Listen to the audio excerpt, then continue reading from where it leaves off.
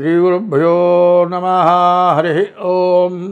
గురుర్బ్రహ్మా గురుర్విష్ణు గురుదేవో మహేశ్వరః గురు సాక్షాత్ పరబ్రహ్మ తస్మై శ్రీగురవే నమః. ఇందుగలడందులేడని సందేహము వలదు, చక్రి సర్వోపగతుండెందెందుగతి వెతకి చూచిన అందందే గలడు దానవాగ్రిని వింటే. శ్రీరామ రామజనతును ఏమానవుడైన గాని ఏర్పడమదిలో ఆరామ విభుని దలచిన కారాకులు డొల్లినట్లు కర్మముడొల్లున్. 2025 సంవత్సరం జూన్ నెల 1 నుండి 15 వరకు పక్షఫలాలు. 2025 సంవత్సరం జూన్ నెల పక్షం 1 నుంచి 15 వరకు పక్ష ఫలితాలు. మకరం. ఈ మకర రాశికి ద్వితీయంలోకి శని వచ్చాడు. మరి మకరం మీనం తృతీయానికి శని వచ్చాడు. తృతీయానికి శని వచ్చినా కూడా గురువు రాహు వచ్చేప్పటికల్లా వెనక్కి కుంభంలోకి వచ్చాడు. ఏమి తక్కువగా లేదు, రెండే. రొట్టెలు కాల్చిన పెంకులు, ఏ రొట్టె కాల్చినా ఆ పెంకు మీద కాలుస్తారు. జొన్న రొట్టె కాలుస్తారు, మరి గోధుమ రొట్టె, ఏ రొట్టె కాల్చినా పెంకది. ఈ శని అంతే, రాహు అంతే. 2 రొట్టెని కాల్చిన పెంకులే. ఈ పెంకులే మళ్ళీ మరి కుండలు కావు. కాబట్టి చాలా కష్టతరంగా ఉంది. మరి శుక్రుడు బాగున్నాడు, రవి బాగున్నాడు, బుధుడు బాగున్నాడు. శని, శుక్రుడు, రవి, బుధుడు 4 గ్రహాలు బాగున్నాయి. శని వల్ల మోటార్ ఫీల్డ్ వాళ్ళకి చాలా బాగుంటుంది. శుక్రుడు వల్ల ఇల్లు కట్టుకునే వాళ్ళకి, ఇల్లు కొనుక్కునే వాళ్ళకి బాగుంటుంది. రవి వల్ల విద్య, గురువు వల్ల ఉద్యోగం, బుధుడు వల్ల వ్యాపారం, ఇన్ని బాగున్నాయి. అష్టమంలో కుజకేతువులు ఉన్నారు. ఎట్లా ఉన్నారంటే బంగారం లేదు, ఒక బస్తా వేసుకొని వెళ్తున్నాడు.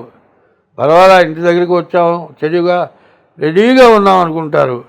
ఇద్దరున్నారు. ఈ రోడ్డుకి అటు పక్క చెట్టు, ఇటు పక్క చెట్టు, చెరువు చెట్టు మీద ఉన్నారు. వాళ్ళ దగ్గర బాక్ అంటారు. ఆ బాక్ ఎట్లా ఉంటుందంటే అట్లా వేస్తే దెబ్బకి దిగిపోయి చచ్చిపోవాల్సిందే. అటొక బాక్ ఇటొక బాక్ వేశారు, దెబ్బకి తెచ్చారు. వీళ్ళు ఉంది కూడా తెలియదు, చెట్టు మీద వీళ్ళు ఉన్నది కూడా తెలియదు. చివరికి అంటే ఆ రోజుల్లో పల్లెటూళ్ళు మనుషులు కనపడేవాళ్ళు కాదు. శుభ్రంగా మూట ఎత్తుకుపోయినారు. మరి సంపాదిస్తారు శని వల్ల, శుక్రుడు వల్ల, రవి వల్ల, బుధుడు వల్ల. ఇంతమంది వల్ల సంపాదిస్తే కుజకేతువులు, ఆ కుజకేతువులు మొత్తం ఎత్తుకుపోయినారు. ఎట్లా ఉంటుందంటే శ్రావణ మాసం పంట వచ్చింది, మొత్తం కోశారు, బస్తాలకు ఇంట్లో పెట్టారు. ఇల్లు పట్టలేదు, ఇల్లు పట్టనంత ధాన్యం వచ్చింది, ఇంట్లో పోసుకున్నాడు. మిగిలిన బస్తాలు వేసుకొని బండికి వస్తే వేసుకొని ఏమేవు నేను వెళుతున్నాను తొందరగా. మరి శ్రావణ భాద్రపదాలు వస్తున్నారు. శ్రావణ భాద్రపదాలు అంటే వానలు వస్తాయి. శ్రావణ భాద్రపదాలు వస్తున్నాయి, ముందు సరుకు అమ్ముకొస్తాను అంటే తర్వాత సరుకు చూద్దాం, ముందు శ్రావణ భాద్రపదాలు వస్తాయి జాగ్రత్త అన్నారు. వీళ్ళు వెళ్ళంగానే ఇద్దరు వచ్చారు. ఏమో బండి తెచ్చావు ఎత్తు. ఎవరు నువ్వు? శ్రావణ భాద్రపదాలు ఏంది? వర్షం కురుస్తుంది, తడిసిపోతుంది, నెమ్ము తగులుతుంది, ముందుగా అమ్ముకుంటే సరిపోతుంది. వీడనుకుంటే శ్రావణ భాద్రపదాలు తెలుగుల వాళ్ళు వచ్చారు. మొత్తం ఇంట్లో ఏమీ లేకుండా, తింటానికి గింజ లేకుండా తీసుకుపోయినారు. ఇంటికి ఏంది ఇంట్లో నువ్వు చెప్పావో శ్రావణ భాద్రపదాలు వస్తున్నారు, శ్రావణ భాద్రపదాలు వచ్చారు, మొత్తం తీసుకెళ్ళారు. ఇట్లా ఉంటుంది వాళ్ళ పరిస్థితి. ఈ సంవత్సరాలు అంత చండాలంగా ఉన్నాయి, చెప్పడానికి వీల్లేదు. ఇంటికి వచ్చిన వాడు శత్రువో మిత్రుడో కాదండి. ఆడమనిషిని ఎత్తుకుపోతాడో, ఇంట్లో డబ్బు ఎత్తుకుపోతాడో, మరి ఏం చేస్తాడో, కాల్చి చంపుతాడో అర్థం కాని పరిస్థితి. అంతఃశత్రువులు చూడండి, ఎక్కడో పాకిస్తాన్లో కాదు ఉంది. అంతఃశత్రువులు ఇండియాలోనే ఉన్నారు. ఇండియాలోనే అది కులం లేదు, మతం లేదు, పోషిస్తే పెరుగుతున్నారు. మనకి ఎక్కడ బాగా జనం ఉన్న చోట చూసి ఒక్క బాంబు వేస్తారు, 2 లక్షల మంది 3 లక్షల మంది చేస్తారు. అప్పుడు ఉగ్రవాదులు ఉన్నారని మనం కనుక్కుంటాం. కాబట్టి ఉగ్రవాదులు ఎట్లా వస్తున్నారంటే మన ఇంట్లో మనకు ఆశ తీరటంలే, పెళ్ళాలు దాటంలే, వచ్చే డబ్బులు దాటంలే. ఇద్దరు పెళ్ళాలు కావాలి, ఇద్దరు పెళ్ళాలంటే నలుగురు సంపాదన కావాలి. ఈ సంపాదన కోసం ఏదైనా చేయటం నాశనం అయిపోవటం ఇది జరుగుతుంది. కాబట్టి ఎవరికి వాళ్ళు మన వరకు మనం బాగున్నాం అనుకోండి, ఇతరులు బాగుండాలని కోరుకుంటాం. ఎవడి కొంపెట్టది ఇద్దాం, ఇంట్లో కొంపే తీయాలంటే పరాయి వాళ్ళు ఊరుకుంటారండి. ఇట్లా ఉంది పరిస్థితి. మరి గ్రహస్థితి బాగా లేదు, గోచారం అంతకంటే బాగాలేదు. మరి గ్రహచారం అంటే జన్మలగ్న రీత్యా జాతకం చూపించుకుంటే మీకు అన్ని విధాలా బాగుంటుంది. ఎందుకంటే ఎక్కడ చూసినా ఒక రకంగా మంచి ఉన్నదేంటి, ఇంకో రకంగా చెడు పూర్తిగా కనబడుతోంది. ఎట్లా కనబడుతుందో చెబుతా వినండి. 9 గ్రహాలు ఉన్నాయి కదా. చెవులు 2, కళ్ళు 2 4, ముక్కులు 2 6, నోరు 7, ఒంటెలు 1 8, 2 7 9. ఈ 9 రంధ్రాలు 9 గ్రహాలండి. ఈ 9 రంధ్రాల్లో ఏది లేకపోతే బతుకుతా చెప్పు. ఒక్క కన్ను ఉందనుకోండి, ఈ పక్క చూస్తావు కానీ ఆ పక్క కనపడదు. 2 కళ్ళు పనిచేయాల్సిందే, 2 చెవులు వినాల్సిందే, 2 ముక్కులేక ఏం చేస్తే వాసన కాదు, గాలి పీల్చడాలు లేకపోతే డమ్ అయిపోతుంది. ముక్కులు ఏందయ్యా, ఈ ముక్కు ఏం చేస్తే తెలియనాడు అంటాడు. ఏముంది, పెంట వాసన చూస్తావు, లేకపోతే మంచి వాసన, ఇంతకంటే ఏం చేస్తావు? పెంట వాసన చూస్తావు, మంచి వాసన చూస్తావు, గాలి పీలుస్తావు, వదులుతావు. 10 నిమిషాలు కనుక నీకు గాలి ఆడకపోతే డమ్ అయిపోయింది. కాబట్టి కాళ్ళు కావాలి, చేతులు కావాలి, ముక్కులు కావాలి, నోరు కావాలి, తలకాయ కావాలి, కాళ్ళు కావాలి, చేతులు కావాలి, అన్నీ కావాలంటే అన్ని గ్రహాలు బాగుండాలి. అందువల్ల గ్రహాల గురించి చెప్పాలంటే మనిషి శరీర భాగాల గురించి చెబుతున్నాను.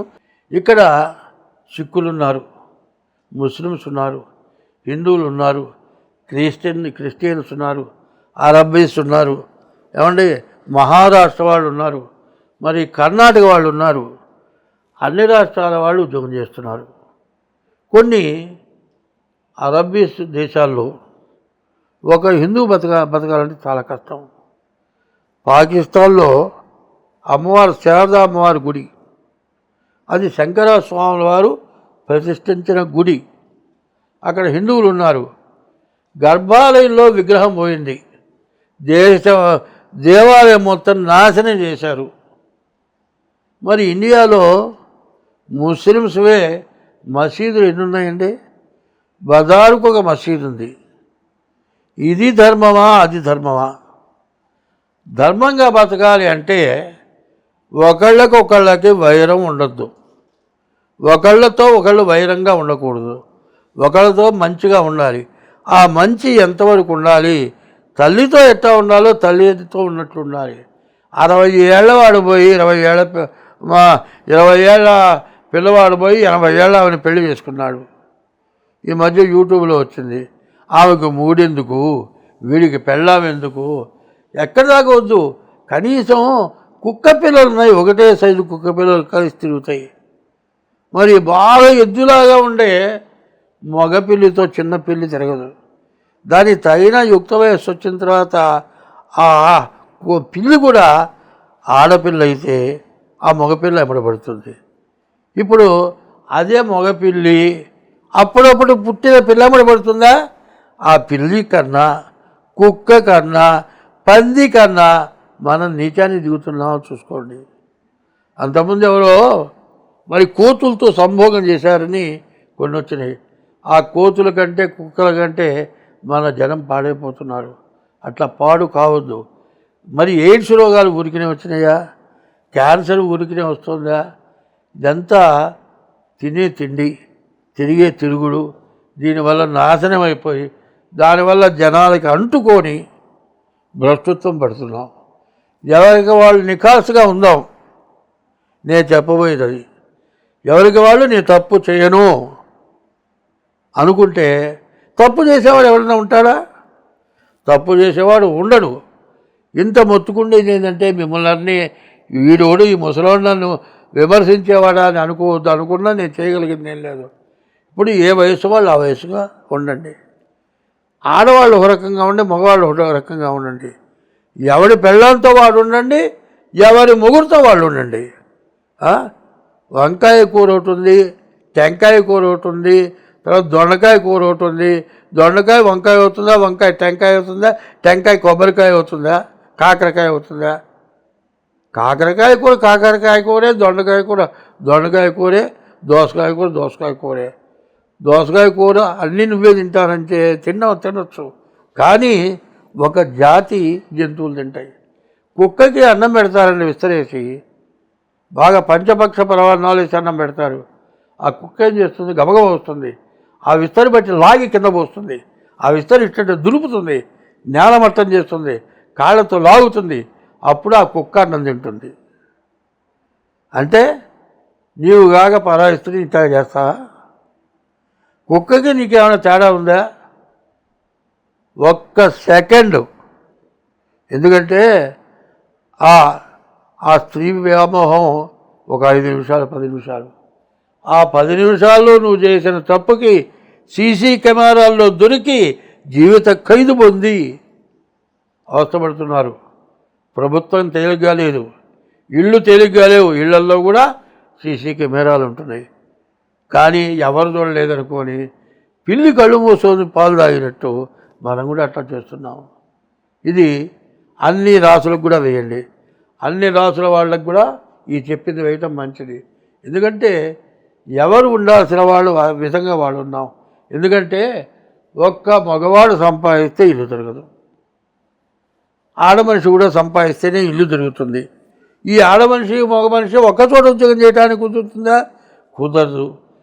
మరి అక్కడ మగవాళ్ళు కొంతమంది ఉంటారు, ఇక్కడ మగవాళ్ళు కొంతమంది ఉంటారు.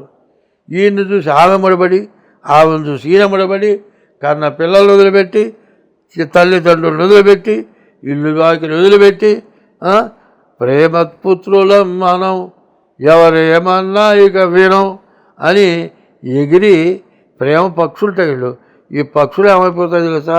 చివరికి రెక్కలు పోయి నాశనం అయిపోతున్నాయి. కాబట్టి ఎవరితో ఎట్లా ఉండాలి అని మీరు తెలుసుకుంటే, వాళ్ళు తెలుసుకున్న వాళ్ళు ఉన్నారు. బజారు కాలువలు బాగు చేస్తున్నారండి వాళ్ళ పిల్లలు డాక్టర్లు. ఇళ్లలో పోయి అంటూ పాచి పనులు చేస్తున్నారు వాళ్ళ పిల్లలు ఎస్పీలు. మనం చదువుకొని ఏం చేస్తున్నాం? మన ఇంట్లో పనిచేసే పిల్లలను వదిలిపెట్టి పనిచేసే పిల్ల ముడబడుతున్నాడు వీడు. నీ ఐశ్వర్యానికి ఏమిటి విలువ? నిజంగా వాళ్ళు భార్యాభర్తలు, మొగుడేమో ఆటో వేస్తాడు, పెళ్ళం ఇళ్ళ పోయి గిన్నెలు దూవుతుంది. శుభ్రంగా మొగుడు పెళ్ళం సంపాదిస్తారు, పిల్లల్ని చదివిస్తున్నారు. లేబర్ అంటే లేబర్ వాళ్ళు కాదు, అసలు మనం లేబరం. వాళ్ళు కష్టపడి పిల్లల్ని పెంచి పెద్దవాళ్ళు చేసి వాళ్ళు ఆనందంగా, మనకు అమ్మాయి చెబుతుంది, నేను కలెక్టర్ చేశా, మా అమ్మ నాయన కష్టపడ్డారు. ఒక అమ్మాయి కలెక్టర్ అయితే తండ్రి ఆ ఏరియాలో ప్యూరు, కలెక్టర్గా పోయింది. ఆ అమ్మాయి తండ్రి అని ఎవరికి తెలియదు. ఆ తండ్రి సంతోషపడుతున్నాడు, ఈ పిల్ల ఏడుస్తోంది, మా నాన్న నా దగ్గర ప్యూనుగా చేయటమా అంటే. తండ్రి ఎట్టా సంతోషపడతాడంటే పిల్లలు కాళ్ళైనా బిసుకుతాడు, పిల్లల్ని ఎత్తుకొని మోస్తాడు, తిరుగుతాడు. ఆ తండ్రి నా కూతురు కలెక్టర్ అయిందని ఆనందపడతాడు. మంచి పిల్ల ఏం చేస్తుంది కదా, నాన్న నువ్వు ఈ పని చేయటం వద్దు నాన్న, నేను కలెక్టర్ని అయినాను, నువ్వు రెస్ట్ తీసుకో నాన్న అంటే ఆ తండ్రి ఏమంటున్నాడమ్మా, నేను కష్టపడి ట్యూన్ చేసి నా డబ్బులతో కలెక్టర్ చేశా, ఇంతవరకు నా కష్టం నీకు పెట్టా కానీ, ఎవరికైనా పెట్టా కానీ, నీ కష్టంతో నేను ఎట్లా బతుకుతానమ్మా, రిటైర్ అయ్యాక నేను ఉద్యోగం చేస్తా. అది నీత? నువ్వు ఉద్యోగం చేసి పిల్లలను వదిలిపెట్టి ఇంకో దాన్ని తగులుకోవటం నీత? ఎంత ఆనందం ఉందండి ఆ మాటలో. వినేవాడికి కళ్ళ మండీళ్ళు వస్తాయి. అమ్మా నేను కష్టపడతా, ఎందుకంటే ఇన్నాళ్ళ నుంచి కష్టపడ్డా, నేను ఒకరికి చేయి దాపకుండా బతికా, ఇప్పుడు కూడా నీ చేయి దాపనమ్మా, నువ్వు సంతోషంగా ఉద్యోగం చేస్తే నేను సంతోషపడతా అంటాడు ఆ తండ్రి. అది నీత? ఇద్దరు మొగుళ్ళతో హోదా తిరిగి, 5 పిల్లలతో హోడు తిరిగి, ఏ పిల్లల్ని ఇద్దరు లిమిట్ చేసేట మ్యారేజ్ ఇస్తా 2 ఏళ్ళు 3 ఏళ్ళు చేసుకుంటారు, పిల్లల్ని కంటారు, వాళ్ళ ప్రభుత్వానికి వదిలిపెడతారు, వీళ్ళిద్దరు విడిపోతారు, ఇంకోళ్ళని చేసుకుంటారు. వీళ్ళకి తల్లి ఎవరో తండ్రి ఎవరో తెలియదు, ఈ తండ్రి ఎక్కడున్నాడో తెలియదు, తల్లి ఎక్కడున్నదో తెలియదు. నేను ఇక్కడ హైదరాబాదులో పెళ్లి చేశా. ఆ పెళ్లి కొడుకు తల్లిదండ్రులంతా అక్షతలు ఇస్తున్నారు. ఇంగ్లాండ్ పిల్ల వాళ్ళ తల్లిదండ్రులు ఎవరో తెలియదు. ఒక అన్న భార్య వచ్చారు, వాళ్ళిద్దరు ఏడుస్తున్నారు.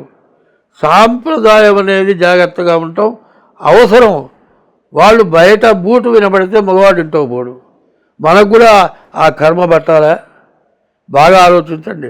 2 చేతులు ఎత్తి దండం పెట్టి చెబుతున్నాను నేను, దీన్ని అవలంబించండి. నేను చెప్పే మాట సాంప్రదాయంగా ఉండండి. ఏ కులానికి ఉన్న విలువ ఆ కులానికి ఉంది, ఏ కులానికి ఉన్న లక్షణం ఆ కులానికి ఉంది. ఇవాళ ముస్లిమ్స్ ఉన్నారండి, పిల్లలు కంటున్నారు. 5 ఏళ్ల పిల్లాడు పడి గాలి కొట్టి, సైకిల్ పంపు పెట్టి గాలి కొట్టి సంపాదిస్తున్నాడు. ఒక్కొక్కడు 10 మంది పిల్లల్ని కంటున్నారు. ఇప్పుడు మన వాళ్ళు హిందువులు ఏం చేస్తున్నారు?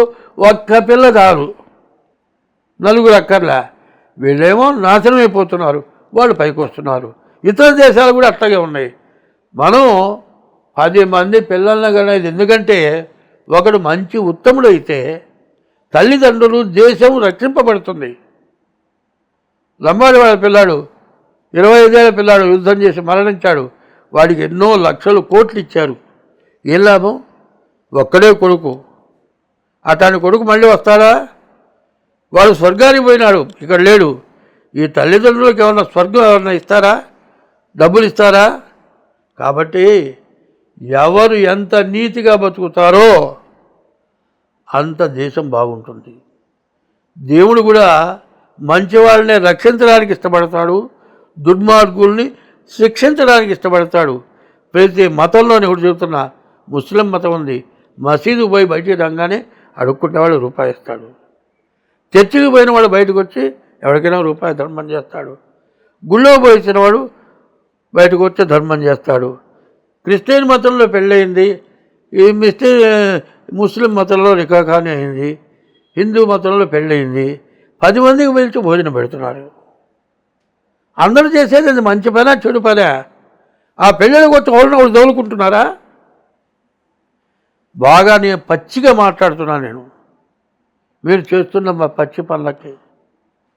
అట్లాంటి కష్టపడి బాధపడే వాళ్ళలో నేను ఒకడిని కాబట్టి ఇంత విధంగా గట్టిగా చెబుతున్నా. తల్లిదండ్రులు సర్వస్వం ధారపోసి, జీవితం మొత్తం ధారపోసి పిల్లల్ని పెంచి పెద్ద చేస్తే, పెళ్లి చేస్తే వాళ్ళు పెళ్ళాంతో కాపరం చేయక పరాయి స్త్రీ వ్యామోహంతో తిరిగి మరి మత్తు పదార్థాలకు అలవాటుపడి పెళ్ళానికి అన్నం పెట్టక, తల్లిదండ్రులకు అన్నం పెట్టక, వాడు చివరికి ఏదో రోగం పుట్టి ఓడ తెచ్చి వాళ్ళ పిల్లలు అడుక్కొని తిని తల్లిదండ్రులు వృద్ధాశ్రమాలకు చేరి, ఇంత నీచమా? ఇది మానవత్వమా? ఇది మనుషులు చేసే పనా? ఎవరికి వాళ్ళు ఆలోచించుకోండి. తర్వాత ఇంత జరిగి తాగుబోతో వ్యభిచారో తల్లిదండ్రులు చూడక చివరికి వాడికి ఆ గతి పట్టిన రోజున, అయ్యో నేను మంచి రోజుల్లో సరిగా చేయలేకపోయినానే, నాకు అన్నం పెట్టి దిక్కు లేకుండా పోయినానే, నాకు రాండాగా రోగాలు వచ్చినాయే, ఏమిటా నా కర్మ అని ఏడుస్తున్న వాళ్ళు ఎంతోమంది ఉన్నారు. దీన్ని జ్యోతిష్యం కాదు, ప్రవర్తన మంచి అనేది చెబుతున్నా. దీన్ని అన్ని రాసులకు కూడా పంపించండి. స్వస్తి.